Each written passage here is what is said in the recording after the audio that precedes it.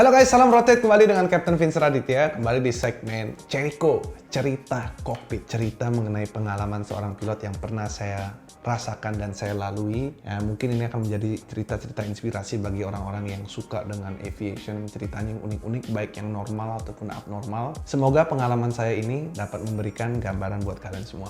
Oke, hari ini yang saya akan bahas adalah bagaimana ketika saya terbang.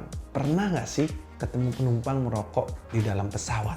Nah, ini keren sekali guys. Memang saya pernah kejadian seperti itu. Sebelum saya ceritakan cerita ini, buat kalian semua yang baru di sini, kalau kalian ada pertanyaan buat tanya pilot ataupun Cheriko, apapun yang saya pernah rasakan, tuliskan di kolom komentar ini. Bagi yang beruntung akan saya buatkan video seperti video tanya pilot sebelumnya. Dan juga buat kalian semua yang baru di channel ini, tombol subscribe itu gratis loh guys. Dipencet ya guys. Dukung terus channel Captain Vince supaya terus kita bisa berkembang tentunya. Oke, penumpang merokok di pesawat. Sama seperti biasa, kita memulai penerbangan dengan biasa, kita boarding, kita take off guys. Jadi penerbangan sama seperti biasanya, kita sebagai flight crew ya memang sudah ada larangan. Kalau di kokpit beda ceritanya. Zaman dulu itu memang boleh kita merokok di dalam kokpit, tapi di cabin nggak boleh. Tapi ya sekarang tergantung dari maskapainya apakah mereka mengizinkan atau tidak untuk merokok di kokpit. Cuman yang jelas di cabin sudah pasti tidak boleh merokok. Kalau di kokpit memang ada asbaknya juga, tempat di mana kita bisa membuang rokok tersebut secara aman. So, kalau pesawat memang dibuatkan asbak. Lain peruntukannya kalau di kokpit. Kalau di kokpit memang dibuat asbaknya besar. Asbaknya besar dan di sana juga bisa diletakkan rokok seperti biasanya. Memang bisa ditaruh seperti itu. Karena memang asbak tersebut diperuntukkan untuk menaruh rokok. Baik lagi menyala ataupun mati. Memang asbak yang ada di Airbus itu kita bisa taruh rokoknya sehingga rokoknya itu secure. Nggak kemana-mana, nggak terbang ke kiri, ke kanan. Memang sudah dibuat khusus gitu loh guys. Memang kalau ditanya, wah ini nggak adil ya. Ya memang aturannya seperti itu mau bagaimana. Pilot yang kerjanya berjam-jam, apalagi pilot yang merokok. Saya memang dulu merokok, tapi sekarang saya sudah stop, sudah cukup lama. Yang jelas, memang saya pernah merasakan bagaimana ketika seorang yang biasanya merokok itu, bagaimana stressful ketika mereka harus dihadapkan dengan kondisi pesawat kita terbangkan dengan penuh stres ya. Makanya di kokpit itu memang disediakan dari manufaktur pesawat, bukan cuma di Indonesia ya, di seluruh dunia memang disiapkan asbak itu untuk merokok supaya pilotnya nggak ngumpet-ngumpet ngerokok dan mereka taruh rokoknya itu sembarangan sehingga bisa berbahaya dengan pesawat. So mereka desainkan, terserah airline-nya mau mengizinkan atau tidak. Nah by the way sekarang sih kebanyakan sudah melarang ya kokpit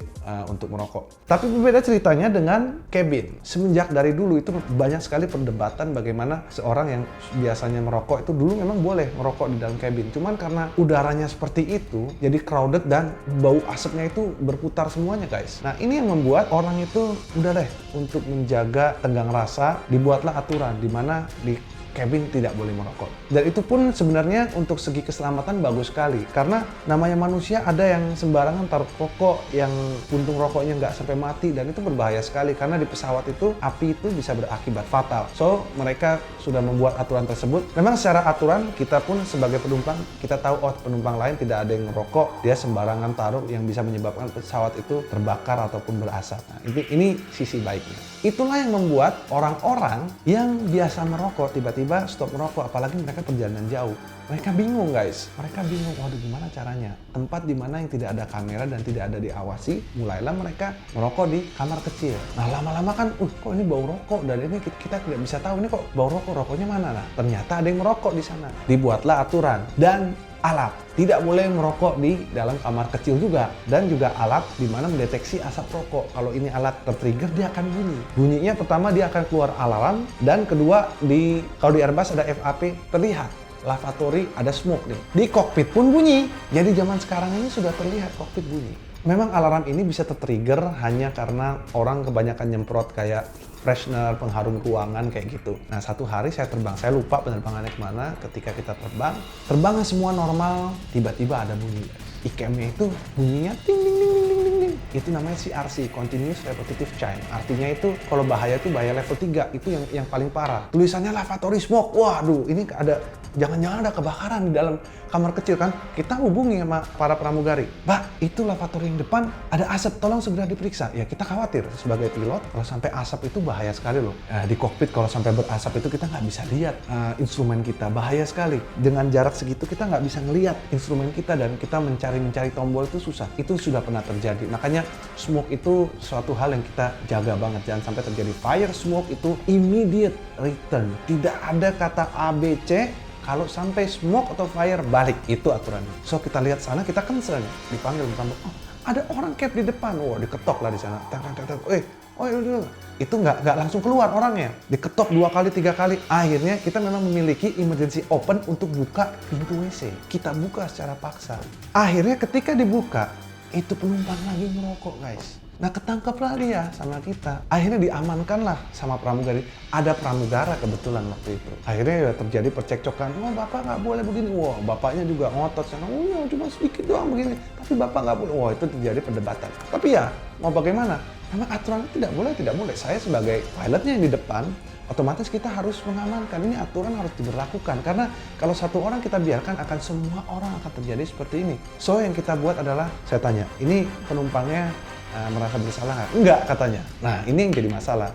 Kalau orang udah salah, terus dia nggak mau ngaku salah, yang jadi masalah adalah anak buah saya, staf saya dimaki-maki. Nah, ini yang tidak bisa saya toleransi. Kalau buat saya sih, saya dimarahin, saya nggak ada masalah. Tapi kalau sudah anak buah kita yang dimarahin, kalau anak buah saya salah, saya marahin. Tapi kalau dia tidak salah, saya bela, itulah saya. Otomatis ketika kita terjadi seperti itu dan dia ngotot, anak buah saya diteriak-teriaki seperti itu, otomatis saya harus mengambil langkah. Jangan kalian pikir ketika kalian sudah merokok, kalian bisa kabur begitu saja. Kita punya pesawat yang tidak bisa sembarangannya dibuka. Dan akhirnya kita hubungi pihak security, kita hubungi air traffic control, kita bilang ke mereka bahwa penerbangan ini ada orang merokok, tolong butuh security untuk segera menjemput di depan pintu pesawat. Setelah pesawat itu mendarat, kita taksi perlahan-lahan. Orang-orang dari pihak security dan kepolisian setempat sudah bersiap standby di depan Garbarata. So, kita parkirkan pesawatnya, kita tidak buka pintunya, dan semua kita tidak izinkan untuk berdiri. Seatbelt sign kita tetapkan untuk on. Biasanya kan kalau orang-orang itu dia mesin mati langsung pada berdiri ya, makanya saya udah tahu. Makanya mesin yang sebelah kiri doang dimatiin, sebelah kanan tunggu dulu, begitu Garbarata udah siap nempel, baru saya matiin. Jegrek, mesin mati, seatbelt masih tetap on. Nggak semua orang masih berdiri karena memang ada aturan ya kan, nggak boleh sembarangan berdiri sebelum seatbeltnya off. Nah, inilah Garbarata nempel. Nah, dijemputlah orang tersebut. Akhirnya bermasalah dengan pihak kepolisian. Karena memang ada aturannya, ada undang-undangnya, guys. Itu yang ingin saya sampaikan pada kalian semua. So, buat kalian yang akan terbang, kalau kalian mau ngerokok, ya ngerokok dulu aja sebelum kita terbang. Semoga video ini bermanfaat buat kalian semua. Kalau memang video ini bermanfaat, jangan lupa share ke teman atau sanak saudara tentunya. Jangan lupa hit like dan subscribe. Dukung terus channel Vincent supaya terus berkembang di dunia YouTube. Terima kasih guys, sampai jumpa dan salam rotate. Bye. Halo guys, buat kalian semua para penggemar aviasi, tentunya kalian suka dong dengan seragam-seragam pilot. Nah, buat kalian semua yang ingin memiliki seragam pilot seperti ini, biasanya seragam ini tidak diperkenankan digunakan karena itu melambangkan perusahaan punya seragam. Nah, di sini saya buatkan sebuah kostum buat kalian semua. Feel free to use it karena ini tidak menyangkut ke maskapai penerbangan manapun. Ini merupakan sebuah kostum yang saya buat kalian semua para penggemar aviasi, mulai dari seragam lengkap, barnya, wing, begitu juga dengan topi dan perlengkapan pilot aslinya seperti bar dan dasinya yang biasa digunakan oleh para pilot ketika terbang. Hanya saja menggunakan lambang Flight Deck Indonesia yang tentunya diperkenankan buat kalian semua untuk gunakan kapanpun dan dimanapun. Tidak lupa bagi kalian semua yang suka versi casual, ini kita buat sebuah kaos hanya dengan wing. Bisa kalian gunakan mulai dari baju wing only, yang polo shirt seperti ini, dan juga kaos yang menggunakan wing bordir, dan juga kaos dengan versi full atribut seperti ini, dan juga ada versi anak-anaknya dan juga bayinya. Kalian bisa kunjungi Tokopedia Store kami, Captain Wear, atau bisa hubungi nomor telepon yang tertera di layar kaca ini. Terima kasih guys, jumpa lagi di video berikutnya.